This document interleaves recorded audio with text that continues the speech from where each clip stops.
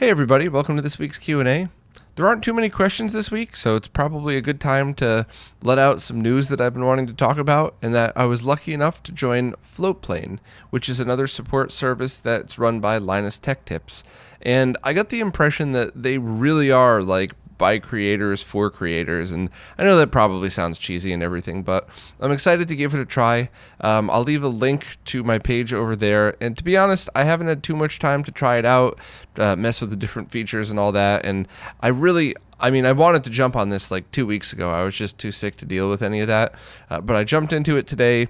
I got everything set up, got my profile set up, and I'm starting to upload videos, and this video will be up there as well. So more news on that to come as I learn more things about it and how it works, but it looks like a pretty cool platform, and I'm really, really appreciative that Linus and the team gave me a chance and allowed me to sign up for it. So I guess I'll have more thoughts on that eventually, but for now, that's now another alternative for one of the support platforms, and there's probably going to be some cleaning up of that in the future. But what does this mean for people that already support places? Nothing.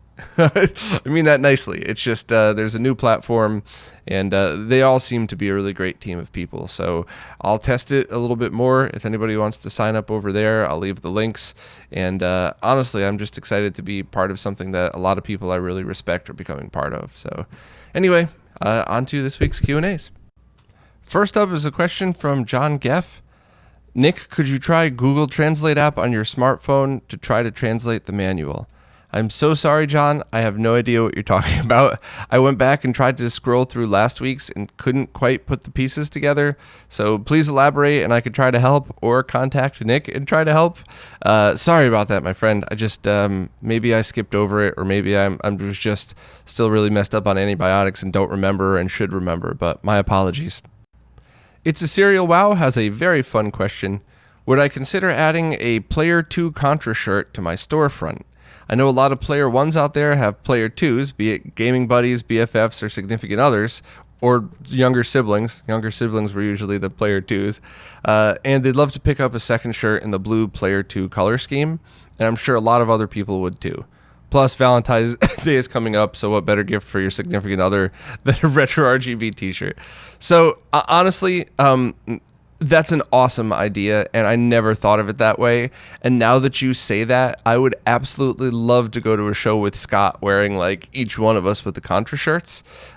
Wes from Second Opinion Games was the one that made that shirt, which, not to put words in his mouth or anything, but I think Wes is a super, super busy guy, and he wanted to try to help the best way that he could, so he made a couple of really cool t-shirt designs for me. So I will ask him how he feels about me making the different color. I'll see it, because that's an actual picture of a CRT. So I'll see what he says. Excuse me. Maybe we could change the color in Photoshop to match and have it look accurate. Maybe we could just take another picture, but I'll talk to Wes about that, and I'll see if I can get that up soon, because that is a really cool idea. I never thought of it that way, and I should also try to figure out a way to get them in different shirt styles, because many people who have an eye for fashion and style, which I clearly do not, say that these shirts make me look like a rectangle, like an 8-bit character, and I should be wearing a different style shirt to fit my body type. And that's not even a fat joke. I'm totally all right with fat jokes, but that's just the way my shoulders have always been or something. So I will try to go into Teespring and figure all of that out. Teespring is not the most user-friendly website or support or anything, but it's an awesome idea, and I will absolutely try that. And I will try to get new shirts for Scott and I so we could walk around like dorks at the next expo matching. Adam said they've been looking at the latest LG OLEDs just announced at CES, which talk about G-Sync and the low latency modes. Should we care about this from OSSE compatibility perspective? Would this mean it's more likely to be compatible with all scaling modes or FreeSync? I know LG OLEDs have had good history of 5X, hoping the new model will be too. Been holding off for a few years and ready to pull the trigger. So, theoretically, yes. So there's a few things about that. I love my LG OLED TV. I'm not sponsored by them or anything like that. I love it. I think it has a perfect picture, and it does everything I'm looking for. OLEDs, of course, are not good for people who use them as computer monitors, because you'll eventually burn in the toolbar and all that stuff. But when I got it, 5X worked. A few firmware updates later, it didn't work. then it did work, then it didn't work. So I'm not really sure what's up with that. It's also hit or miss based on the console that you're using and all that stuff. Sometimes I have to start it in 4X mode and then go to 5X mode, and then it's fine, but I can't start it in 5X mode. But mine's a 2016 model without FreeSync. It also has just around 2 frames of latency. Yes, in game mode, set to PC, blah, blah, blah. So it's my opinion that based on what LG has been saying, and based on the FreeSync monitors that I have had very little access to, but I have tried, I think it should be a safe bet. Now, for me, and you all are very welcome to laugh at me for this, I'm keeping my 2016 not only because I can't afford a new one, but also because it has support for 3D movies still. Which, yes, I know so many of those are gimmicks and hurt your eyes, but there have been a lot of animated 3D movies that were really wonderful. I really enjoyed them, and a handful of live action, 3D stuff that, I really enjoyed. I always talk about Cave of Forgotten Dreams, that whole end 15 minutes. So I'm sticking with that until there's another 3D solution, or until I come up with a backup plan. Maybe a couple of years from now, I'll rotate some TVs around and get a second, get my bedroom TV, an old plasma that has 3D support for that, and then, a new OLED or whatever. But that's why I'm personally holding off. If something happened to this OLED that was unfixable, something flew across the room and shot through the screen, hopefully that'll never happen. But I would absolutely go out and buy one of the newer ones. I'd personally buy just the cheapest of whatever the 2020 model is. I very often find that for your average viewing experience, the difference between the cheapest and the most expensive is pretty small. Now, of course, if you're watching in Ultra HD disc that's been shot and mastered in 4K, yes, you will notice a difference, but your average compressed online content or TV shows and stuff, I can't see a difference. But I've rambled a little bit too much about this. Just to go back to your question, my gut tells me that one of these new 2020 LGs will be much less latency, hopefully around a frame or less, and should be okay with the OSSC in all modes because they're designed to just sync to whatever. So if you do get it, please let me know. I'd love to hear your thoughts on it. And if not, get it from a place that allows you to return it. So maybe you could wait till next year or something. But to be honest, I think once you've seen one of these in your house with your own movie collection, you're probably going to be hesitant to give it up. Matt Hargett had a few questions, and I'm going to try to get them all in one shot without doing any annoying jump cuts, but sorry in advance if I do. Number 1, what's the best way to play TurboGrafx-16 games, including CDs, via HDMI to an OLED TV? So thank you for being specific, because that always makes things easier. Well, if you already own an OSSC, with the open source scan converter, a pretty good scaler, or the RetroTink 2X, or anything else kind of like that, you can get the SSD S3, which plugs right into the back.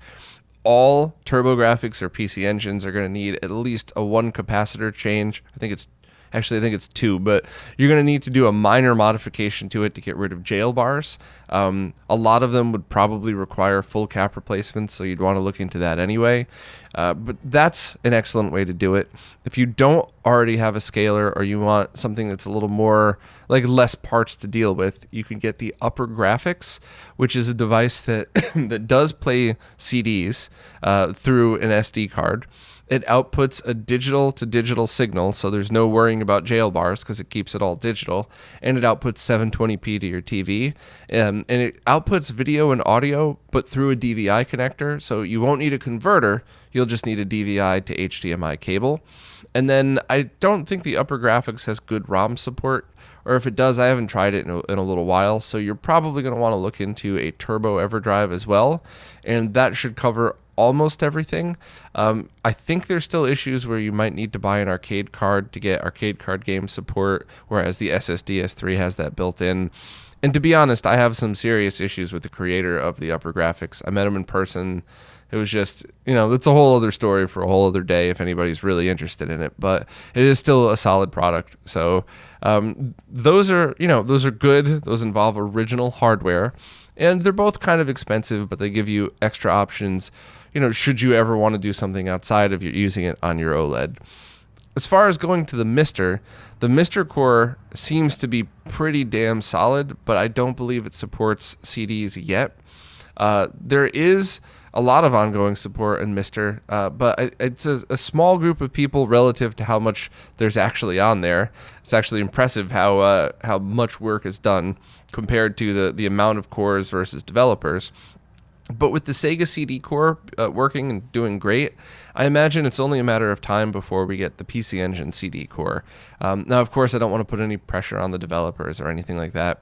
But once again, I mean, you're looking at a device that you're going to have to spend some cash on, get some controller adapters or a good USB controller, and do some tinkering, more so than you would probably have to on the other solutions.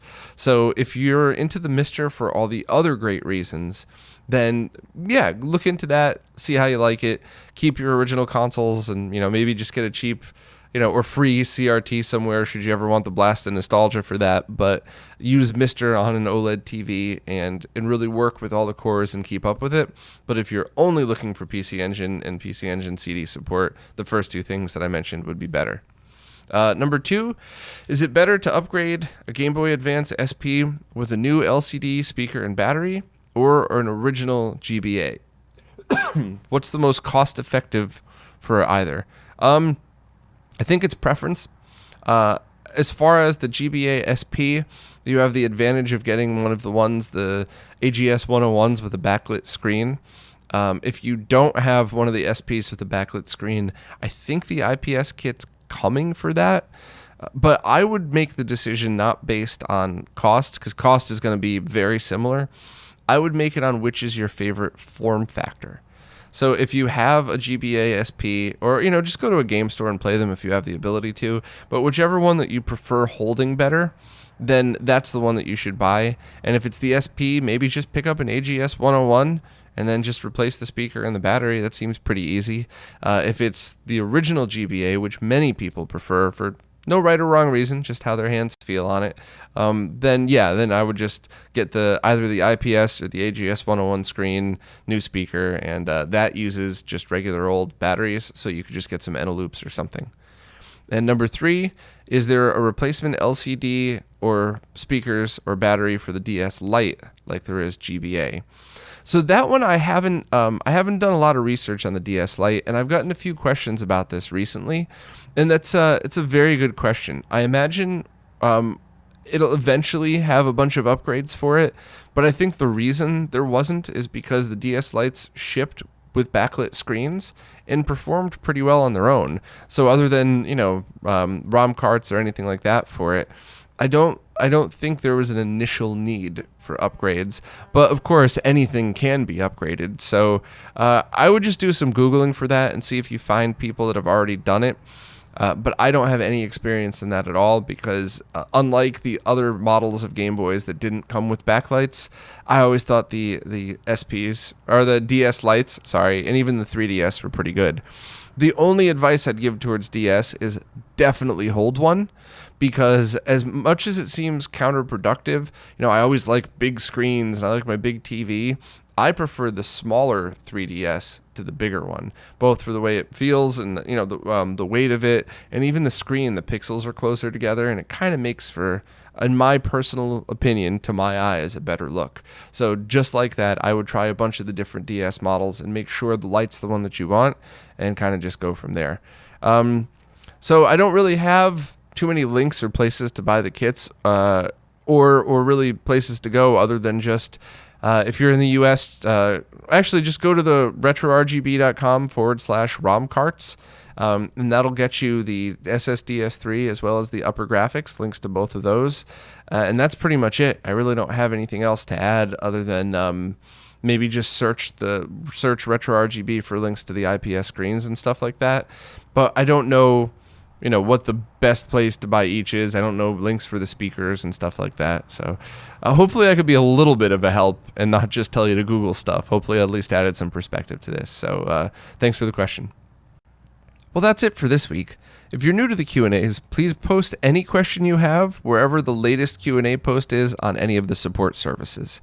The way these work, I can't really sort through older Q&A posts for new questions, and I turn off the YouTube comments because this is really just an appreciation for the people that support, and I don't want to have to confuse which comments are which. So please just find the latest support post or the latest Q&A post on any of the support services. And if I ever miss your question, it is not intentional. I either screwed up the editing or just accidentally missed it. So if I miss your question, please ask it again, and I will eventually get to it. Thanks very much, and I'll see you next week.